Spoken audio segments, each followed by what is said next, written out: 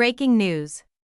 Is there video of someone telling Conor McGregor he can't put his arm around Putin? Video footage shows UFC boxer Conor McGregor posing with Russian President Vladimir Putin for a photo op, but he quickly removes his arm after receiving advice from someone in Putin's entourage not to. A video ostensibly showing UFC fighter Conor McGregor being given a warning for putting his arm over Vladimir Putin during a photo op was uploaded to the X account Historic Vids on January 2, 2024, like another video of Putin that surfaced on X. Some users of the fact-checking initiative community notes have speculated that the video is skewed or edited according to the inverted order of events.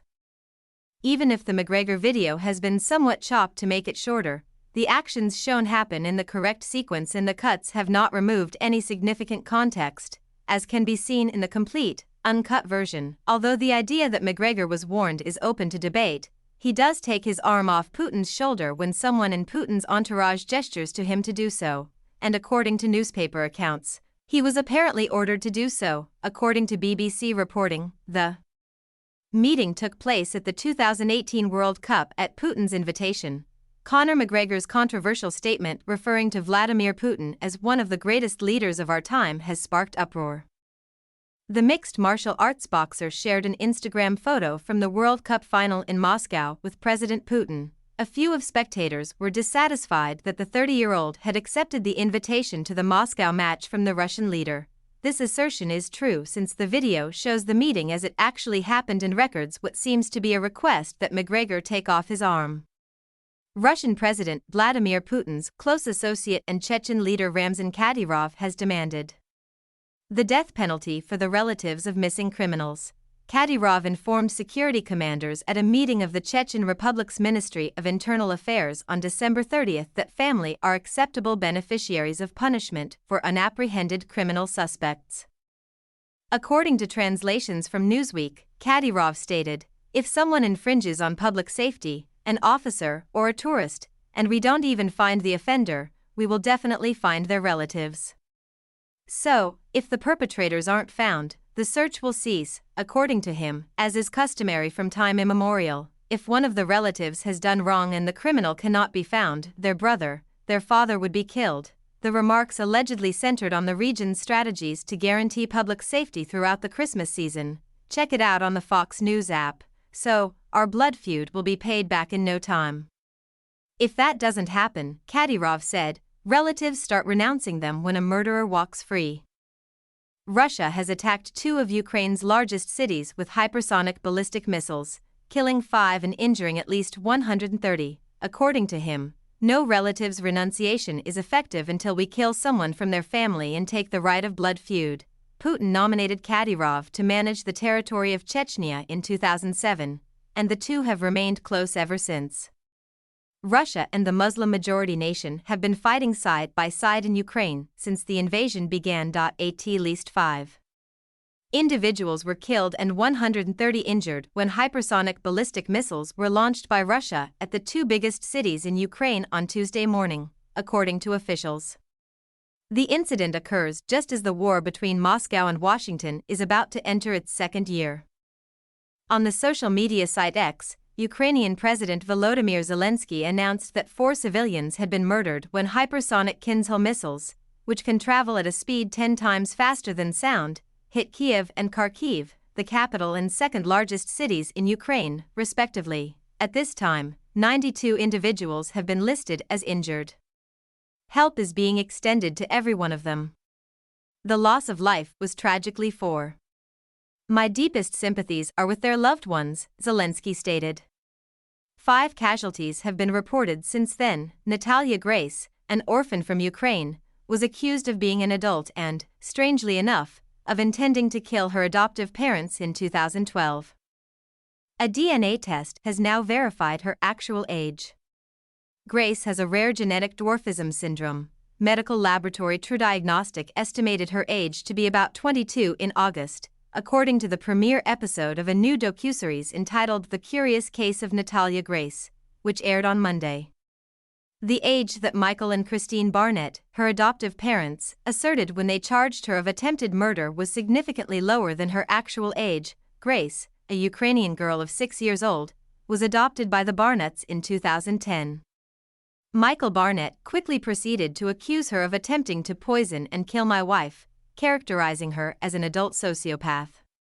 The couple coerced her into moving into her own apartment and got her legal age raised from 18 to 22 in 2012. The Barnetts were first charged with child neglect following an investigation, but the charges have subsequently been withdrawn, mostly because of her supposed new age. Grace, who is now the child of Antoine and Cynthia Manns, has always disputed the charges, saying that she was the victim and that she was a child when the Barnetts made them. Now we know that Grace was probably never honest about her age according to the DNA test. This one tiny piece of paper tosses every single lie that the Barnetts have said right into the trash with a match, she informed her new adoptive father on the show. This is a major deal. For the simple reason that for 13 years, these two have been dishonesty personified. They screwed up a child's life, they painted me as some big monster, when in reality they were the ones, according to her. It's a dark tale that sounds a lot like the 2009 horror flick Orphan, in which a lady adopts a couple by pretending to be a child of 9 years old, especially for the reasons behind things. More information will most certainly become available when the series airs. Within a recently revealed footage, she inquires, "Why did you adopt me in the first place?" as to Michael Barnett, who consented to be filmed for the latest docuseries. He stated, "Many of these questions there's not going to be a single answer to," while also mentioning that he had been victimized by his now ex-wife Christine. Republicans are clearly becoming very angry about the impending release of the court documents pertaining to Jeffrey Epstein, after decades of labeling LGBT individuals as child predators and groomers. A number of Republicans have begun to speculate about why Donald Trump might be listed among 200 individuals linked to a child sex trafficker in response to a recent order from U.S. District Judge Loretta Prescott that the identities of 200 acquaintances of Epstein be revealed on Wednesday, January 3rd. It's almost as if extremists on the right will say anything to maintain their position. Names of victims, associates, and employees will be on the list, which may or may not include prominent persons. Forbes states that some of the people believed to be on the list include Trump, Prince Andrew of the United Kingdom, and former President Bill Clinton. Although Epstein's flight logs are likely to include the names of the two past presidents, there is no proof that either of them ever visited the island where Epstein kept girls stolen when they were underage. Despite this, Representative Marjorie Taylor Greene, DeMAGA, and self-proclaimed liar Alex Jones continue to claim that President Tiny Hands' name is on the list solely because federal operatives from the deep state are attempting to tarnish his reputation. They really need a fresh narrative because current one is starting to bore them. We should have hoped they would have been more inventive because we've known this list was coming out for some time. Nevertheless, it seems unlikely given their evident MAGA brain rot. Jones has asserted on InfoWars that the CIA has fabricated such lists in the past in relation to espionage services in Israel and the UK. Since Epstein has passed away, it is plausible that any client list that is made public could be fabricated. Also, that's not out of the question. Jones said, LGBT Nation reported, given that Jones and his guests have frequently accused LGBTQ individuals of being pedophiles, it is particularly rich that they attempt to downplay Trump's association with a known child sex trafficker.